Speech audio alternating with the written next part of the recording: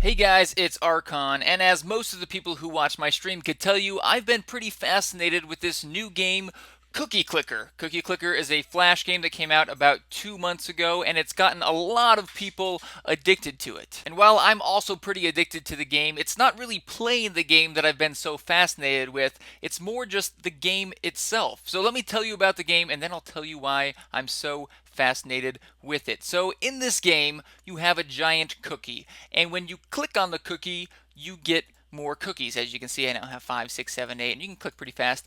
And then you use those cookies you get by clicking on it to buy things that click on the cookie for you.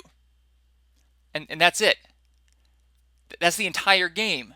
You're just clicking the cookie so you can get cookies to buy things like a cursor.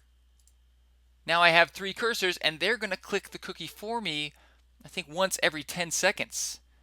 Now I can keep clicking, and then I get even more things to click the cookie for me, and they're going to click it even faster. So why am I so fascinated with this dumb game? Well, the reason I'm so fascinated with it is because they've managed to get a lot of people addicted to this. A lot of people are addicted to clicking this cookie for no real apparent point at all. Now, while there are plenty of people who think it's dumb to just sit here and click on a cookie, most of the people I've talked to and shown this game to have already become addicted to it and can't stop playing it. And let me tell you, even if you think it's dumb, it's also very revealing about the current state of video games and the future of video games. If you can make clicking on a cookie addicting, you can make anything addicting. Really, think about it. This is just clicking on a cookie. That's all there is to the game. I mean, there is a lot of different upgrades you can get, and there's some cookies that appear every once in a while that increase your cookie production, but really, it's all about clicking on the cookie and seeing your number go up. There's no winning. It's just clicking a cookie. And if you can make that addicting, you can make educational games addicting. You can make learning math addicting, learning English, learning history, learning how to type, learning to develop patience, anything. I mean, really, anything can be addicting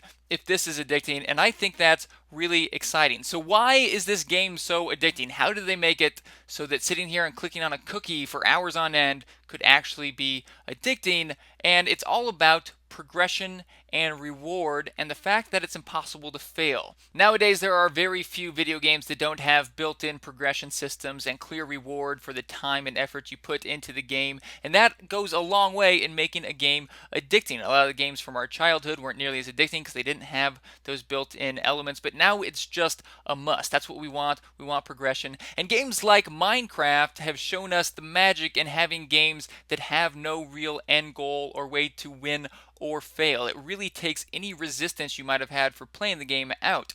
More competitive games that have very clear goals have a little bit of resistance to them, a little bit of stress to them that make you scared while you're playing that you might fail. And while that can add some fun to the game, I think there's also a lot to say about games like this, where there's really nothing that can go wrong. I mean, I find myself just leaving Cookie Clicker on because why not? That's just kind of my attitude about the game. Why not keep playing it? There's really no downside, and that's one more thing that keeps it very addicting. But what games like this have shown us is that it's not about the graphics, it's not even about the gameplay, it's just about the progression, the reward, and our resistance towards playing the game. Not to say that graphics and gameplay don't make a game better, they surely do, but as far as getting addicted to the game, it's all about the reward system. I think this explains in large part why indie games have been so successful recently. They don't have the big budgets that those main titles have, and so the graphics usually aren't up to par, but they're still just as fun and sometimes even more addicting than those mainstream titles.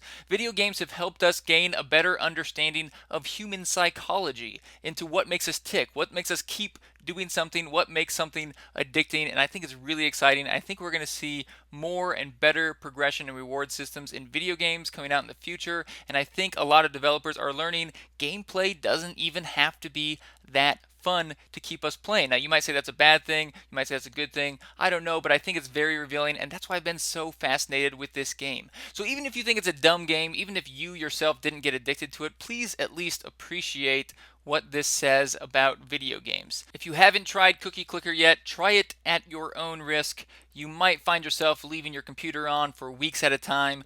Don't say I didn't warn you. But I'd love to hear your guys' opinion. Please leave a comment below. Let me know what you guys think of this video. And am I an idiot for clicking on this cookie over and over again? Or is Cookie Clicker really onto something? I hope you guys enjoyed this video. If you did, hit that subscribe button, and I'll have another one for you soon.